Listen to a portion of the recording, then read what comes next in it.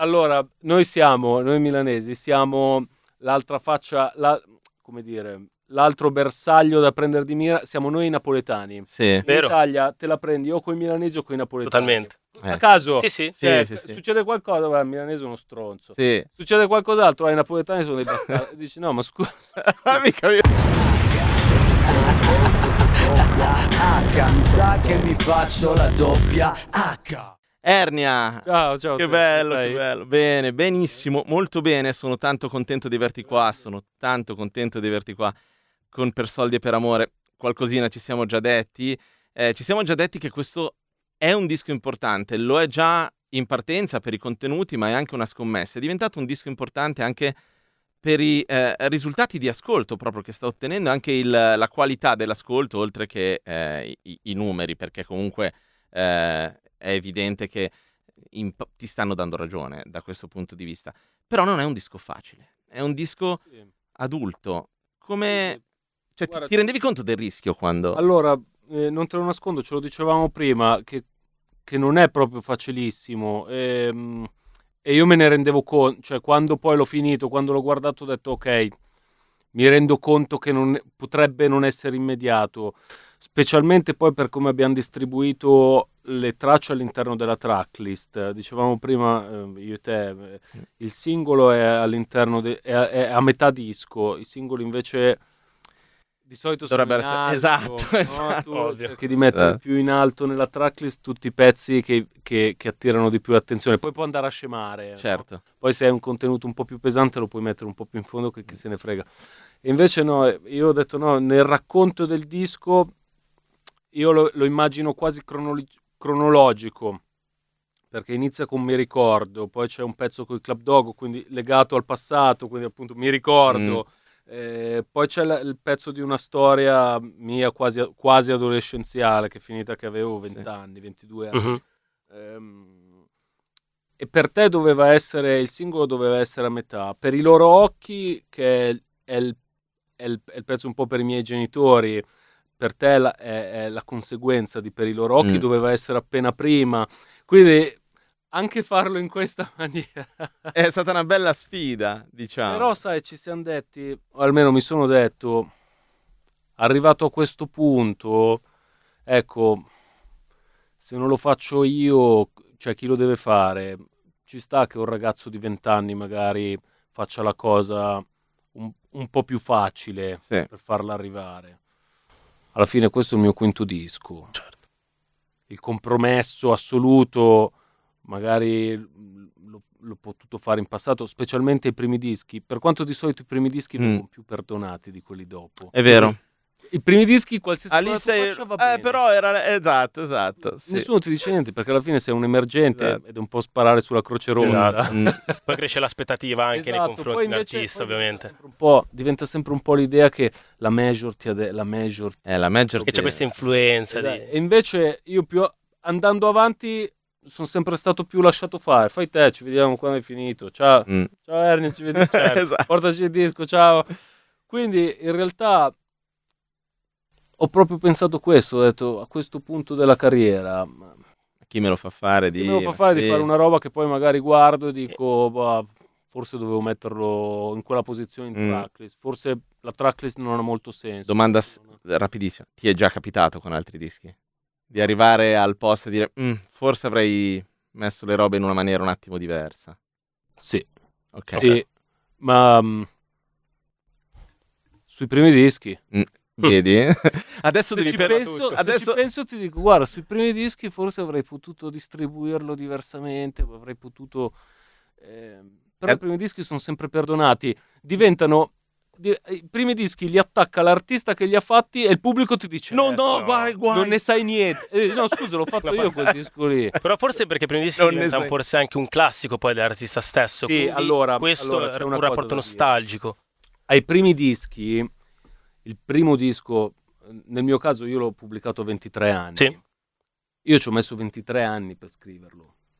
Perché dentro il primo disco c'era tutta la mia storia, c'era tutta la mia vita e c'era tutta la mia foga del cercare di emergere, di essere ascoltato.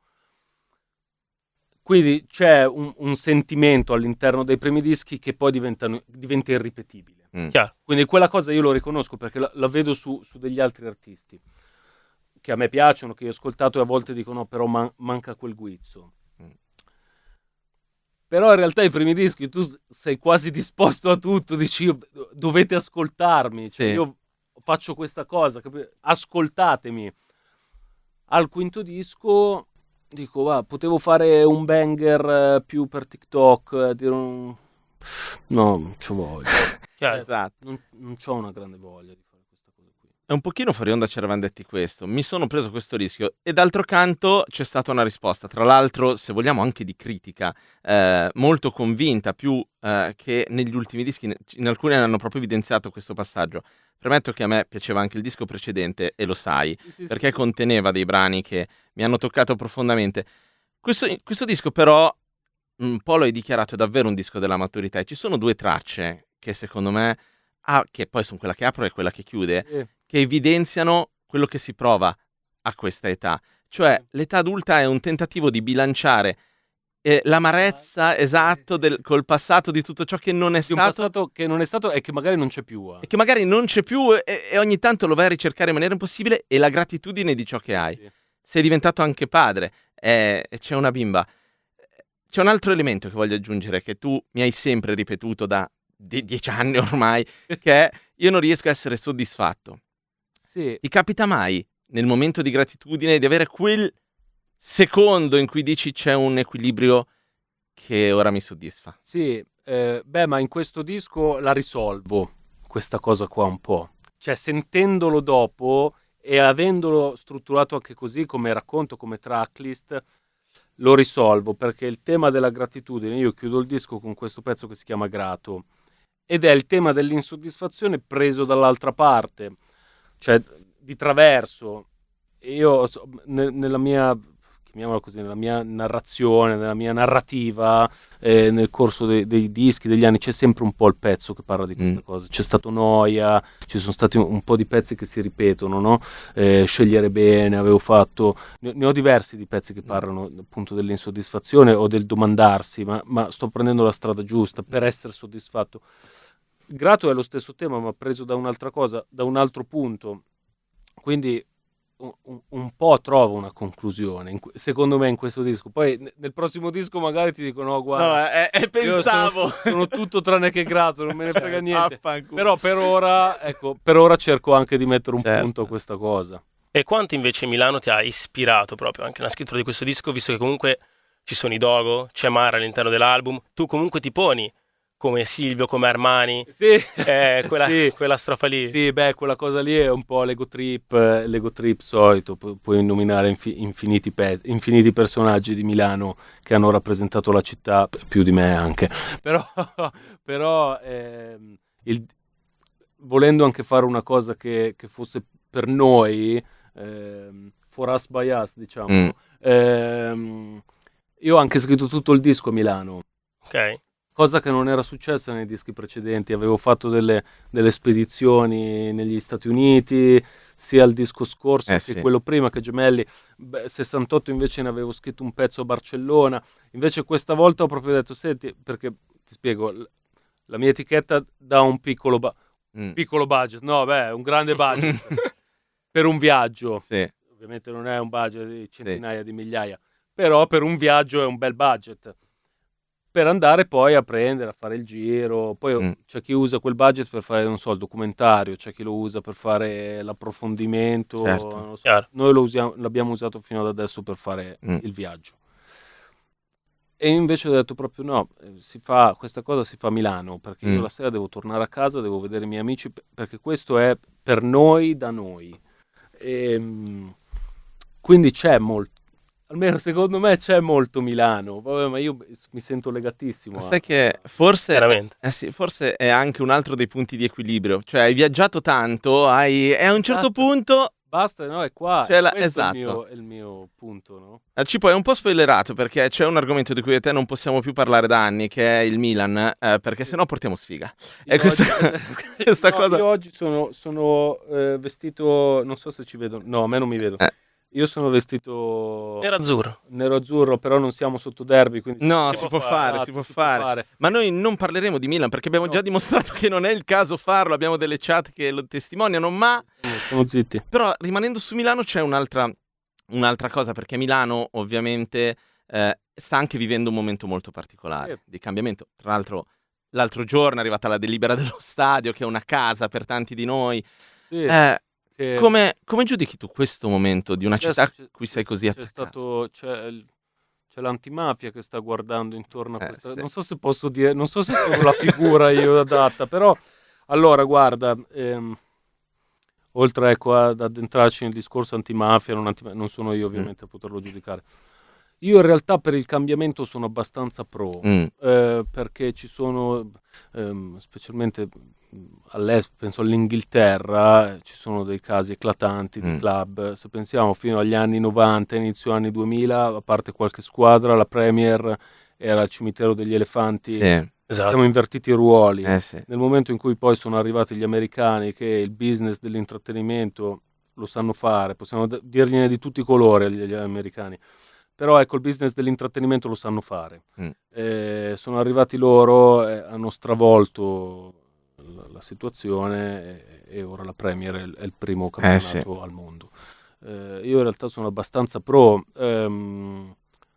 Sarebbe un dispiacere se lo abbattessero completamente, cioè secondo me ci sono degli elementi architettonici o che comunque possano tenere legato anche legata alla tifoseria, anche i fan, alla struttura stessa di San Siro, che secondo me dovrebbero essere mantenuti, no? Sentivo qualche tempo fa che volevano fare una curva, mantenere solo una curva e farne una sorta di museo. Esatto. Quello potrebbe essere interessante. Un'idea. Quello è un compromesso che secondo me potrebbe essere una giusta idea. Sai, appunto, bisogna vedere adesso cosa succederà, perché ora sembra Ok, no, domani esatto, va bene, sempre così. Adesso, adesso basta, sembra che dopo domani abbiamo il nuovo stadio. Sì. Tutto Vediamo. Nel 2030 siamo ancora con San Siro su ora vediamo. Voi che guardate il video nel 2030, fateci sapere, commentate sotto. Come è invecchiato questo video. Esatto, come è invecchiato YouTube anche, ma questo è un altro discorso. Senti, un'altra cosa su Milano, e poi questa parentesi la chiudiamo. Milano porta con sé anche delle caratteristiche quasi di sangue, alcune delle quali sono, come dire, i rapporti familiari, il modo di vivere l'affetto. Io ho trovato tanto in questo della mia famiglia, no? Avendo radici lì. E c'è una frase che tu mi sei ha... milanese? Sì. Sei milanese tutto, anche poi? Sì. Allora siamo fatti così, siamo fatti con lo stampino. E posso dire una roba? C'è una frase, tra l'altro la canzone si chiama Berlino, quindi un'altra città, sì, certo. ok? Però la frase finale è la verità. E a me vaffanculo mi ha commosso, che è una cosa che, tra l'altro, sei stato bravo, perché i milanesi non possono piangere. C'è un'altra traccia che parla di questo, che è quando, insomma, tua sorella se ne va e dice, beh, l'hai fatto anche un po' come una provocazione per dimostrare che alla fine noi non interessava di quello che facevi, però non sai che non è così, perché se appena ci chiami noi facciamo le valigie. E questa roba qua mi ha veramente... Ed è la verità, è così che... sono felice che tu mi dica questa cosa. Sì, è molto milanese. È molto milanese. Però sai, uno quando pensa a Milano, allora noi ormai milanesi sono talmente pochi. Pochissimi. Esatto, che quando pensa a Milano pensa alle famiglie del centro, pensa all'altissima borghesia. Sì. Quando invece ci sono anche milanesi, magari non di 18 generazioni, 5 generazioni, no. Anche milanesi che lo sono diventati, che hanno acquisito queste doti incredibili che abbiamo. Sì, che grande dote. Abbiamo la nebbia dentro, cazzo. Esatto, e che non sono quelli dell'alta borghesia, sono famiglie dei quartieri, ecco. E sono molto felice perché non sei il primo che me lo dice. Cazzo, sono riuscito involontariamente a intercettare una cosa che appartiene a noi tutti milanesi. Sì, sono molto felice. Guarda, prima che uscisse il disco ho fatto questi spoiler, cioè ho fatto delle pseudo interviste sui social, finte ovviamente, dove io rispondevo alla domanda cosa hai fatto per soldi, cosa hai fatto per amore.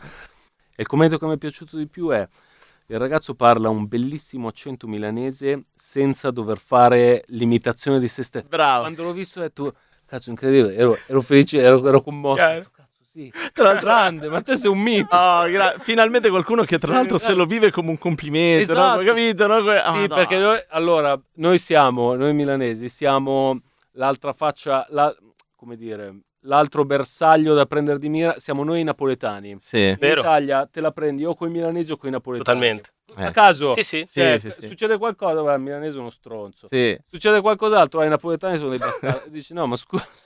Mica vero. Perché? Ma poi siamo città da 1,5 milioni Milione di e mezzo, abitanti, esatto. adesso. Vai qua. Esatto, non è che siamo in sette No. che No, disfacciano certo. tutti così. Siamo purtroppo arrivati in fondo anche alla Sì. chiacchiera di oggi, quindi come al solito facciamo un passo in fuori. Esatto, no, io volevo chiederti, è un giochino che facciamo sempre con tutti gli ospiti che vengono qui, no? Una cosa che tu disseresti, un oggetto, una situazione che ti piacerebbe In questo dissare, momento ti dà in questo momento ti dà fastidio. Che in questo momento mi dà fastidio, ma può essere di qualsiasi... Sì, Beh dai, non voglio andare sull'ovvio, direi Israele, però... Però un po' di fastidio. cioè, Beh sì, la situazione è chiara, cioè, Sì. poi domani ci sarà anche lo sciopero, il corteo, quindi è chiara, anche a chi magari non è totalmente dentro Certo. la cosa, no. Però disserei l'ostentare continuo gratis nel rap, dai, che più Dai. è Sì. materia. Ci Bravo. Come ci dicevamo prima, cioè è figo, però anche basta. 30-40 dischi all'anno, tutti così, ti dico anche Anche sì, basta. Ok, ho capito, va ho bene, capito. ho capito. E intanto tu, tra l'altro, su questa cosa qui faccio un'ultima domanda. In questa cosa qui tu l'hai sempre fatto un po', ti sei sempre un po' discostato da questa cosa che la tua generazione prevalentemente ha fatto, ma questo è motivo anche perché sei stato ispirato magari dalla generazione precedente, quindi prendo Marra, prendo Fibra che citi anche tra l'altro nel il gioco del silenzio, nei pezzi, i Dogo.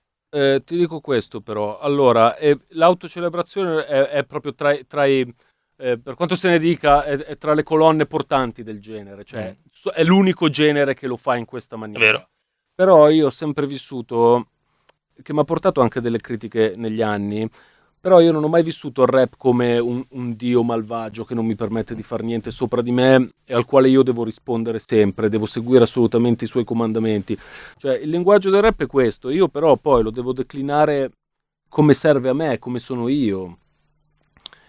Quindi se ci sono dei parametri del rap che andrebbero seguiti e io non me li sento addosso e non li farò, Certo, giustamente. che poi io non sia Grandmaster Flash, fa niente fratello, ma lo so anch'io che non sono Grandmaster Flash, ho fatto già pace con questa cosa da tempo.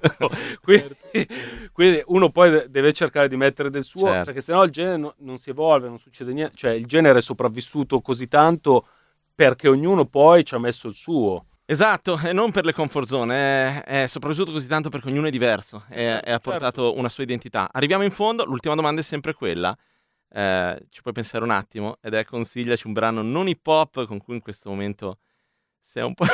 Fissa. È sempre No, difficile. allora ti dico questo. Va bene, Jealous di Labyrinth. Perfetto. Teo, grazie, davvero Grande. di tutto. Grazie mille. Grazie mille. Grande, grazie a voi.